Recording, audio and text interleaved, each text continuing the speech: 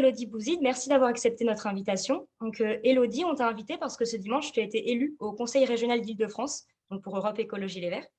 Tu es âgée de 19 ans, ce qui fait de toi la plus jeune élue du Conseil, mais tu es aussi donc, étudiante à la Sorbonne, où tu étudies les sciences politiques et le droit. Ma première question, c'est assez bête, enfin assez simple. C'est en fait comment à 19 ans, on en arrive à être candidate pour des élections et pour Europe Écologie Les Verts. En fait, pourquoi tu t'es présentée? Est-ce qu'à 19 ans, tout en étant intéressé par la politique, on n'a pas peut-être envie de faire autre chose? Et pourquoi, en fait, t'en es arrivé là? Alors, déjà, ça commence par tout un cheminement qui est là depuis que je suis toute petite. Je suis née dans une famille de militants. J'ai un père militant, ce qui fait que j'ai toujours été amenée à me rendre en manifestation et à être, on va dire, socialisée avec ce monde politique et plus particulièrement écologiste. Donc, c'est vraiment au collège que mon engagement a pris place. À 13 ans, je suis devenue végétarienne. Et c'est à partir de ce moment que j'ai commencé à réfléchir à tout ce qui m'entoure, à mon impact sur l'environnement et à comment faire bouger les choses.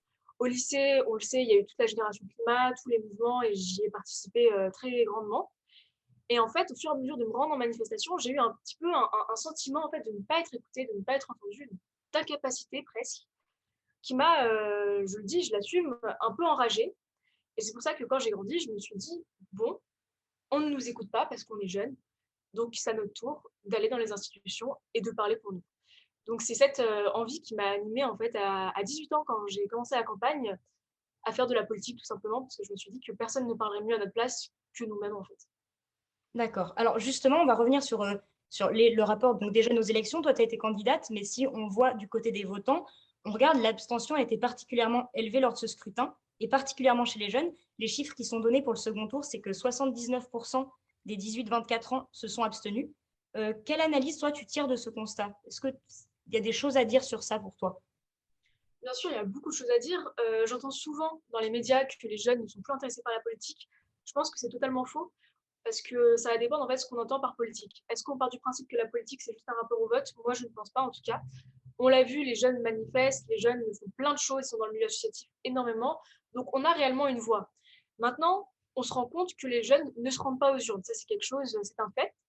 Et personnellement, je pense que justement, c'est pas tellement le rapport à la politique qui est en train de dégringoler, mais c'est plus, on va dire, la confiance en la politique. Et quand j'entends politique, j'entends par là aux hommes et aux femmes politiques. Donc à toutes ces institutions, je pense qu'il y a réellement une sorte de défiance de ce monde-là, parce que, on l'a vu, il y a eu beaucoup d'échecs, parce que les précédents n'ont pas été à la hauteur sur l'aspect, en tout cas, environnemental. On sait aujourd'hui que c'est quelque chose qui tient énormément à cœur à la jeunesse, parce que c'est notre avenir, tout simplement. Et je pense que les gens n'ont pas envie, en fait, enfin, en tout cas les jeunes, de voter tout en sachant en fait que ça ne va rien apporter. En tout cas, c'est ce qu'ils pensent. Mais après, mon avis est contraire. D'accord. Justement, je voulais revenir sur ce que tu as dit. Donc, c'est par rapport aussi au discours qui est porté sur les abstentionnistes. On a entendu au soir du premier tour, par exemple, des leçons de morale de certains, que ce soit des éditorialistes ou des candidats, une infantilisation aussi de ces abstentionnistes et un intérêt inquiet quant à une démocratie qui serait potentiellement malade. Toi, quand tu te présentes, qu'est-ce que tu aimerais leur dire à ces jeunes-là, en fait? Toi, quand tu viens porter une voix jeune et tout, c'est aussi pour qu'ils se sentent concernés, eux, pour qu'ils voient que des gens de leur âge peuvent s'investir? Bien sûr, c'est mon premier enjeu en fait, ça va être justement de montrer à la jeunesse que plus qu'être concerné, c'est à nous de décider parce que c'est notre avenir. Les gens qui ont allez, 60, 70 ans, ils ont encore 30 ans de leur vie à préparer. Et c'est très bien que ces gens-là votent, c'est pas du tout ce que je suis en train de dire. Mais nous, on est là pour encore 50, 60, 70 ans. Donc, c'est vraiment important qu'on se rende aux urnes. Et ce que je dis souvent à mes amis qui me disent de ne pas vouloir voter pour X ou Y raison, c'est mais pourtant, tu es allé en manifestation. Donc, tu as une voix en vérité. Tu veux faire entendre des choses, tu veux faire bouger des choses. Il y a une volonté, on la voit au quotidien. Maintenant, cette volonté, il va falloir qu'elle se transforme en vote. Et c'est ça l'enjeu. Ça va être de faire bouger les choses sur l'échiquier politique. Parce qu'on l'a vu, c'est pas en manifestant que les choses vont changer. On va nous pondre des choses comme la Convention citoyenne pour le climat qui ne va pas être respectée. Ce qu'il faut, c'est faire changer les dirigeants. Et pour ça, on a besoin des jeunes, notamment. C'est très important. Oui, justement, c'est ce dont je voulais parler. Tu dis toi-même dans tes prises de parole ou sur les réseaux sociaux que la voix que tu veux faire entendre, c'est celle de cette génération climat. Et on voit effectivement qu'il y a un peu un décalage entre on a vite fait de voir un désintérêt pour la politique dans cette abstention, mais comme tu le dis, les jeunes descendent dans la rue, particulièrement pour parce qu'ils sont sensibles à ces questions d'un avenir par rapport aux questions climatiques et environnementales. Pour toi, c'est qu'il y a un désintérêt des jeunes, donc comme tu dis, une défiance par rapport aux structures, aux appareils politiques, mais euh, il faudrait se retourner vers ces appareils-là. C'est pour toi, il faut avoir des dirigeants et il faut porter notre voix dans ces structures-là. En fait, c'est tout un cercle vicieux. Parce que cette défiance fait qu'on ne vote pas. Mais si on ne vote pas, on ne pourra pas changer les personnes au pouvoir.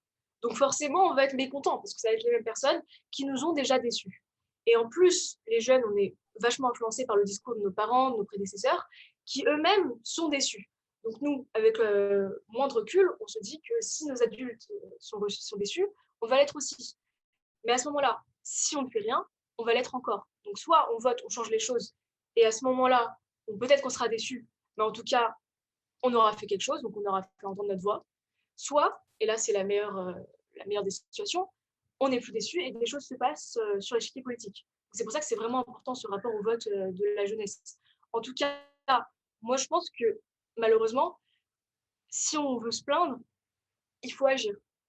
Voilà. Comme ça, au moins, on pourra dire, ah, moi j'ai voté, mais je suis déçu de ce qui est advenu. Si on n'a pas voté, on ne peut pas dire, ah, mais je suis pas contente de ce scrutin. Ça n'a pas de sens. Ça n'a pas de sens. D'accord. Et donc, tu me parles d'échiquier politique, de le fait qu'il faut positionner, donc que les jeunes se positionnent pour faire changer les rapports de force ou quoi. Tu penses, toi, que le clivage gauche-droite, donc tu es dans une liste donc, écologiste et tout, tu penses que le clivage gauche-droite symbole quelque chose dont on peut se servir pour avoir une vision de notre avenir, etc., pour se projeter, nous, en tant que En tout jeunes? cas, c'est quelque chose de vivace. On l'a vu aux dernières élections avec la défaite flamboyante de LREM. On a encore vraiment une politisation gauche-droite très très importante. Donc c'est quelque chose qui va rester pour les prochaines années, je pense. Après, c'est une question assez intéressante, très pertinente d'ailleurs, parce que l'écologie est une valeur universaliste qui peut rallier partout la gauche et la droite. Est-ce qu'on ne pourrait pas se poser la question de dépasser ces clivages gauche-droite? Je ne sais pas si ça va être possible, non, parce que en tant que parti, on ne prône pas que l'écologie, mais aussi des valeurs fondamentalement de gauche, comme la justice sociale. Moi-même, je me revendique fondamentalement de gauche. Et voilà, ça va être une question de polarisation, certes, mais à l'avenir, s'il est possible de dépasser cette polarisation, ce serait bien. Mais attention à ne pas tomber dans les travers, par exemple, de LREM, qui a fait un peu des deux, et qui, au final, ne sait pas où on se situe. Parce que le vote LREM à la dernière présidentielle était peut-être logique pour certains, puisqu'on ne comprenait pas vraiment le mouvement. Maintenant, on voit bien que c'est quelque chose qui ne plaît pas, qui n'accroche pas aux Français. On l'a vu sur ces élections, c'est un mouvement qui, en réalité, au présidentiel, est choisi par dépit.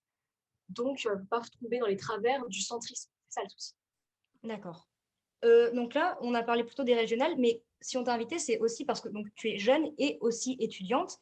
Et on sait que cette année a été particulièrement rude donc, pour une partie de la jeunesse avec la pandémie, les confinements successifs qui ont précarisé beaucoup de jeunes et qui ont entraîné des situations d'isolement, de détresse psychologique. Toi, pas forcément en tant qu'élue, mais en tant qu'étudiante et en tant que donc, quelqu'un de confronté à des voix comme ça, étudiantes et jeunes en général, comment, très simplement, tu as vécu cette année et qu'est-ce qu'elles avaient à dire, ces voix autour de toi, ces voix d'étudiants qui pouvaient être en colère ou en détresse par rapport à cette année? Bah, justement, investiture, c'est ce dimanche, donc je ne suis pas encore élue. J'ai passé toute mon année à être étudiante Ah oui, avant tout. En plus, en première année de licence, donc je découvrais vraiment le système de la faculté. Beaucoup de colère cette année, de frustration, d'impression de ne pas être entendue, encore une fois. Je l'ai vu quand j'ai vu les jeunes aller aux banques alimentaires. Je le vois encore aujourd'hui. C'est un souci. Je trouve qu'on n'a pas du tout fait assez pour la jeunesse. On l'a vu, il y a eu des taux de suicide qui ont énormément augmenté. On nous parle d'un système de psychologues. Bon, c'est très bien, hein, mais il faut en faire plus. Il faut en faire plus. Et on le voit aujourd'hui, combien de jeunes ont été déscolarisés, combien de jeunes sont en réorientation, combien de jeunes subissent des troubles du comportement alimentaire dus à cette crise. Voilà, c'est des conséquences en fait qui ne s'analysent pas que sur une année. Ça va être vraiment sur la durée. Et c'est des choses qui nous ont toutes et tous marqués. Une année de cours en ligne, même deux, parce que moi, je fais partie de cette génération des gens qui n'ont pas eu vraiment le baccalauréat. C'est des choses qui marquent. Voilà, parce que toute notre vie, on nous prépare au bac, on nous dit c'est le grand diplôme. Au final, on ne l'a pas. Un peu un sentiment d'inabouti aussi pour beaucoup, je pense. Et voilà, donc le problème, c'est que c'est souvent aux jeunes d'aider les jeunes. Cette année, en tout cas, ça a été comme ça. Et pareil, moi je suis très reconnaissante par exemple envers les professeurs qui en ont beaucoup fait et on les oublie souvent pour nous, parce qu'ils étaient aux premières loges, ils ont vu notre détresse et eux-mêmes ont beaucoup de détresse aussi, parce que c'est pas simple. Et voilà, donc tout l'enjeu, ça va être de réintégrer cette jeunesse dans la vie, tout simplement. Parce qu'on a été très déconnectés, et pas que sur les cours, sur plein de choses. Même sur le plan social, on a beaucoup souffert de ne pas pouvoir profiter de nos années de jeunesse, tout simplement des fêtes, des soirées étudiantes, des week-ends d'intégration, et même pour les personnes qui ne sont pas étudiantes, les petits jobs, tout ça, c'est des conséquences économiques très importantes. Et donc, il va falloir tout un plan de relance, en fait, pour que tous ces gens puissent se réinsérer dans la société. Ça va être vraiment important. D'accord. Alors, on a parlé tout à l'heure donc de cette expression de génération climat, mais là, pour revenir plutôt à la situation des étudiants, on a aussi entendu des expressions émerger comme génération sacrifiée, et via les réseaux sociaux, on a vu beaucoup d'expressions via des hashtags justement comme étudiants fantômes, ou plus récemment avec les affectations en master des gens qui témoignent de leur détresse sur les réseaux sociaux, qui se considèrent comme des étudiants sans master. Notre génération, si on la considère, tu dirais que c'est quoi qui nous caractérise? Plutôt une somme d'inquiétudes, ou, si on essaye d'être plus positif, une capacité justement à visibiliser ces inquiétudes, ce que tu fais toi, à les mettre en commun, notamment grâce aux réseaux sociaux, pour essayer d'alerter dessus. C'est quoi ta vision en fait de notre génération? Alors, il n'y a pas qu'une seule chose qui nous caractérise, je pense, parce que chaque génération a eu ses problèmes au cours de l'histoire. Nous, c'est vrai que on est né dans un climat déjà de crise, en fait, tout simplement économique, donc ça nous a plongé. On a été une génération qui a dû prendre en maturité très, très vite. Et ça, on le voit tout de suite quand on regarde autour de nous. Combien de fois on me demande si j'ai pas 25 ans? Non, j'en ai 19. Voilà. Et c'est le cas de beaucoup de personnes. Et cette maturité, en fait, on a dû la prendre. Et je pense que c'est lié en fait à cette crise économique, puisque dès tout petit, enfin dès très jeune en tout cas, on nous parlait de chômage, chômage, emploi, chômage, emploi, chômage. C'est des choses en fait qui volent une certaine innocence à l'enfance, à l'adolescence, et qui font qu'on s'est peut-être éveillé plutôt à tout cet aspect de crise économique. En plus de ça, on arrive dans une pandémie mondiale. On a eu beaucoup d'inquiétudes concernant le climat, parce que pour moi, c'est la chose la plus importante, mais peut-être qu'on y reviendra. Donc, on a été, c'est un climat anxiogène pour beaucoup de jeunes. On a été très stimulés, très stressés. Et c'est aussi pour ça qu'on a beaucoup pris la parole. Et on va pas le nier, les réseaux sociaux ont joué une énorme influence là-dedans, puisqu'aujourd'hui, c'est bien plus simple de s'exprimer qu'à l'âge de nos parents. Eux, ils allaient se voir entre eux. Nous, maintenant, non. On fait un tweet, on poste sur Instagram, et puis voilà, du jour au lendemain, 2000 personnes peuvent avoir vu ça, quoi, alors qu'on est strictement dans notre chambre. Donc ça joue, et je pense que c'est très bien. C'est très bien parce que, si je prends l'exemple de Twitter, toute la classe politique est quand même sur Twitter. C'est le réseau social où on retrouve le plus de politiciens. Et donc, ça permet de ne pas nous rendre invisibles, en fait. Tous ces tweets, toutes ces choses font que on nous entend quelque part. Mais ça reste très important aussi de se rendre en manifestation et d'être vraiment sur le terrain, parce que pour beaucoup, en tout cas, les réseaux sociaux n'ont pas encore une vraie valeur pour porter la parole de certains et de certaines. Je vais revenir, une dernière question. On a assisté donc en Île-de-France, donc là où tu t'es présenté, à une union de la gauche, donc avec une liste réunissant les écologistes, les socialistes et les insoumis. Donc ces élections, certes, se sont soldées par une victoire donc assez nette de Valérie Pécresse. Mais si on se tourne vers 2022, est-ce que tu penses que cette union, cette dynamique qui est porteuse d'un projet écologique et de justice sociale, est-ce que tu penses que c'est la solution pour justement que la jeunesse voit se dessiner un horizon qui répond à ses angoisses, à ses attentes? C'est une question très pertinente dans le sens où est-ce que c'est mieux de jouer la carte du ralliement, ou est-ce qu'au contraire on peut avoir une autre vision. Le mieux ce serait de présenter différents groupes pour que les gens puissent s'identifier au parti, au groupe qui leur correspond le mieux. Concernant la dynamique d'union, je pense qu'elle a porté ses fruits au régional. On l'a vu dans nos scores, même si Valérie Pécresse a gagné, on a eu des scores tout à fait honorables avec un report de voix complet. C'est-à-dire que tous nos militants se sont remobilisés. Donc cette dynamique d'union fonctionne. Après, pour les présidentielles, ce sont des élections tout à fait différentes. On ne peut pas avoir la même analyse sur les présidentielles que sur les régionales. La dynamique d'union est pertinente, certes. Moi, je ferai tout pour que cette dynamique d'union soit en place pour les présidentielles, mais on ne peut pas nier qu'il y a des différences entre les différents mouvements de gauche. Et ces différences sont importantes aussi à soulever. Donc, pour les présidentielles, tout reste un peu flou pour l'instant, mais on en saura plus à la fin des primaires. D'accord.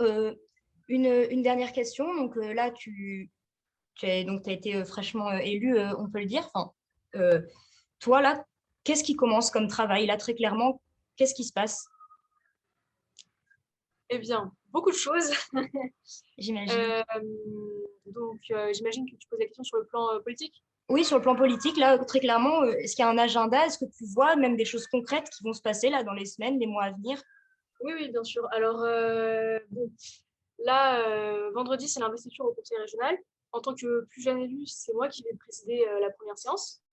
Donc voilà, c'est quelque chose d'assez gros quand même pour bien démarrer en politique. Ça va être assez stressant, mais je n'ai aucun doute sur le fait que ça va être très agréable et très enrichissant.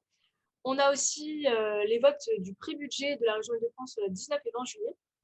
Ensuite, après ça, bon, au mois d'août, ça va être les vacances, mais ça va être aussi les primaires internes qui vont commencer. Donc voilà, on va faire campagne chacun pour nos candidats. Et à la rentrée, on va reprendre le conseil régional.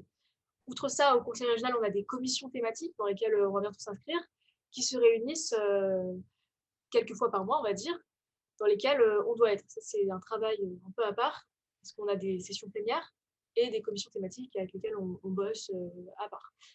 Donc voilà, pour l'instant, on a une grosse séquence d'installation et puis à la rentrée, on va prendre nos repères, un petit peu prendre nos marques.